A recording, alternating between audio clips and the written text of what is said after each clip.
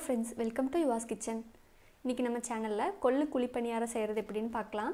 1 month முன்னாடி கொள்ளு idli and dosa recipe நான் போட்டுருந்தேன். அந்த வீடியோக்குள்ள நிறைய பேர் கமெண்ட்ஸ் பண்ணிருந்தாங்க. எப்படி பணியாரம் மேக் பண்றது இந்த மாவுல அப்படினு சொல்லி கேட்டிருந்தாங்க. சோ அவங்களுக்காக நான் இந்த ரெசிபி நான் போஸ்ட் பண்றேன். வாங்க வீடியோக்குள்ள போலாம். இதுக்கான மாவு ரேஷியோ வந்து கொள்ளு இட்லிக்கு எடுத்த அதே ரேஷியோ தான். இது போன வீடியோலயே நான் சொல்லிருக்கேன். இருந்தாலும் தெரியாதவங்களுக்காக இன்னொரு டைம் நான் சொல்றேன். 2 கப் இட்லி அரிசிக்கு வந்து 1/2 கப் போல கொள்ளு எடுத்துர்க்கேன்.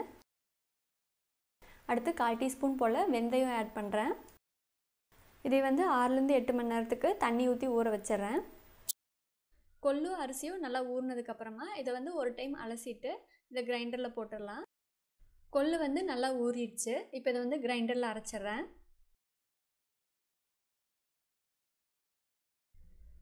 இத மிக்ஸில கூட அரைச்சு எடுத்துக்கலாம். பட் கிரைண்டர்ல கிரைண்ட் பண்ணும்போது தான் உளுந்து எப்படி நல்லா சாஃப்ட்டா பஞ்சு மாதிரி இருக்கோ அதே மாதிரி இதுவும் நல்லா இருக்கும். இங்க பாருங்க எப்படி பஞ்சு மாதிரி இருக்குன்னு. இப்போ இத எடுத்துட்டு அடுத்ததா அரிசியை அரைச்சுக்கலாம். நார்மலா இட்லிக்கு எப்படி மாவு அரைப்பீங்களோ அதே மாதிரியே அரைச்சு எடுத்துக்கோங்க. இப்போ அரைச்சு எடுத்த கொள்ளு அப்புறம் அரிசி மாவு ரெண்டையும் ஒண்ணா மிக்ஸ் பண்ணிரலாம். இப்போ வந்து மாவுக்கு தேவையான அளவுக்கு உப்பு ஆட் பண்ணி இத வந்து மிக்ஸ் பண்ணி வெச்சிரலாம். இந்த மாவு புளிக்கிறதுக்கு 12 மணி நேரம் ஆகும். சோ இத வந்து மூடி போட்டு மூடி வெச்சிரேன். சப்போஸ் உங்களுக்கு இன்ஸ்டன்ட்டா வேணும்னா கொஞ்சமா மாவு மட்டும் தனியா எடுத்துட்டு அதுக்கு அளவா 2 டேபிள் ஸ்பூன் போல கர்ட் ஆட் பண்ணி ஒரு 30 நிமிஷத்துக்கு மூடி வெச்சிருங்க. சோ இன்ஸ்டன்ட்டா செய்யணும்ங்கிறதுக்காக நானும் 2 டேபிள் ஸ்பூன் போல கர்ட் ஆட் பண்ணி மிக்ஸ் பண்ணி எடுத்து வெச்சிருக்கேன். இப்போ பணியாரம் பண்றதுக்கு pan ஹீட் பண்ணி அதுல 1 டேபிள் ஸ்பூன் போல ஆயில் ஆட் பண்றேன். ஆயில் ஹீட் ஆனதுக்கு அப்புறமா தாளிக்கிறதுக்கு தேவையான அளவுக்கு கடுகு ஆட் பண்றேன். கடுகு பொரிஞ்சதும் 1/4 டீஸ்பூன் போல சீரகம் கூடவே வந்து பொடியா கட் பண்ண இஞ்சி ஆட் பண்றேன். அடுத்து பொடியா கட் பண்ண பெரிய வெங்காயம் 1 ஆட் பண்றேன். இது கூடவே பொடியா கட் பண்ண பச்சை மிளகாய் 2. அடுத்து பொடியா கட் பண்ண கறிவேப்பிலையும் கொத்தமல்லி இலையும். அடுத்து 1 கப் துருவின கேரட் ஆட் பண்றேன்.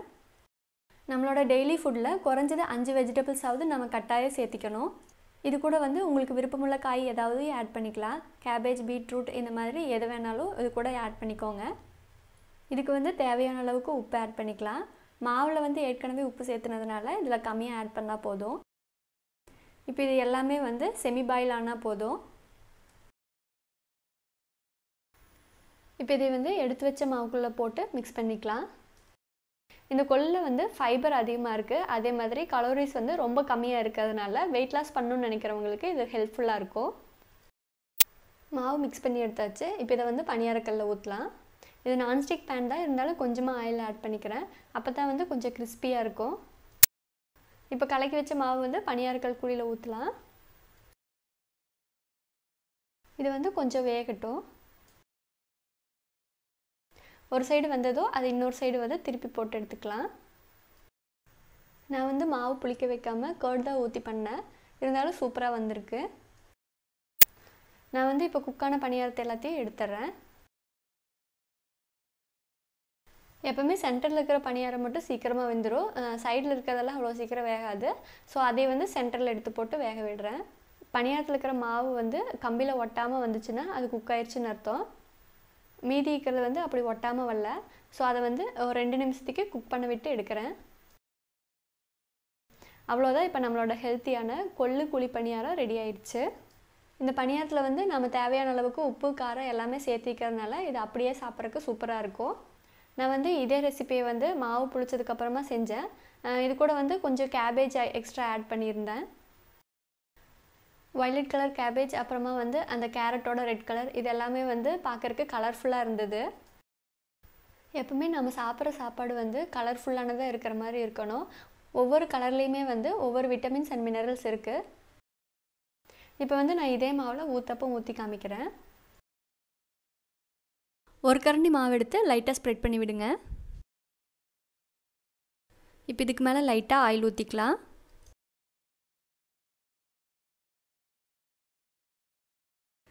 ஊத்தப்பம் பார்க்கவே எவ்வளவு கலர்ஃபுல்லா இருக்குன்னு பாருங்க.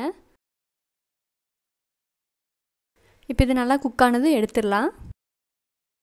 நம்மளோட கலர்ஃபுல்லான கொள்ளு பணியாரம் and ஊத்தப்பம் எப்படி செய்யறதுன்னு பார்த்தாச்சு. இந்த ஹெல்தியான ரெசிபி வீடியோ உங்களுக்கு பிடிச்சிருக்குன்னு நினைக்கிறேன். பிடிச்சிருந்தா வீடியோக்கு ஒரு லைக் போடுங்க. இந்த ரெசிபியும் நீங்கள் ட்ரை பண்ணி பார்த்து ரெசிபி எப்படி வந்ததுன்னு கமெண்ட் செக்ஷனில் மறக்காமல் கமெண்ட் பண்ணுங்கள்.